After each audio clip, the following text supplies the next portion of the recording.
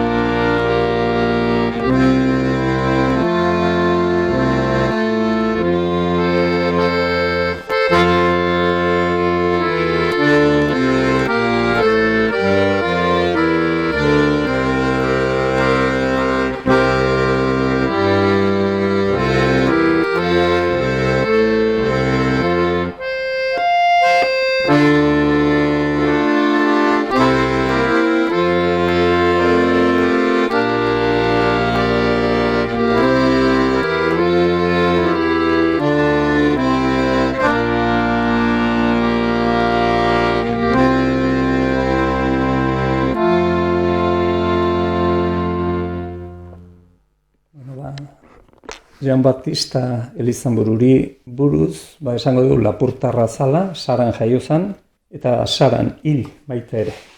1828an jaio zen, eta 62 urtekin Saran hil zen. Bersolari izatez gain, idazlea izan zen, esan dugun bezala, eta askoren ustez, 19. mendeek mandun euskal olerkaririk onena.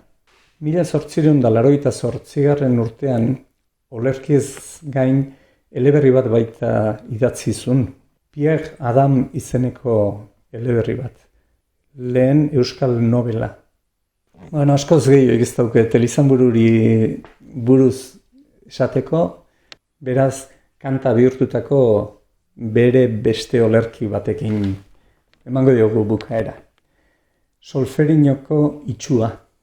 Eta hau ere, artista askok grabutakoa, Tapia Taleturia, Oskorri, Xavier Lete, Kepa Junkera, Baina nik ezagutzen duten zaharrena, segurasko izango da Enarak taldearena. 1969 urtean grabatu zuten disko batean sartu zuten hau. Esan nahiko histori gogorra. Da Elizanburu beak 31 urte zeuzkela, batalla bat, gerra bat izan zen hor Solferinon. Solferino dago Italiako iparraldean. Hor Austriarrak eta frantsesen artean izan zen gerra bat, eta mutil frantses bat dirudienez itxu gelditu zen. Eta horri buruz egiten ditu, bertso horiek olerki hori, ezta. Bitxikeri modua, esango dizut, Austriarrek izan zuten zauritu pilaren ondoren, Henri Dunant izeneko suitzar batek, lagun talde bat osatu zuen eta zauritu launtzen hasi zen, ezta. Eta hortik sortu zen, gurutz gorria, gaur ezagutzen dut, gurutz gorriko hazia izan zen hori, ezta. Nik joko duten bertsioa, solferinoko itxuarena, Xabier Letena da, pentsatzen dut, sarrera politi hori eta Carlos Jimenezek egingo zitula seguro.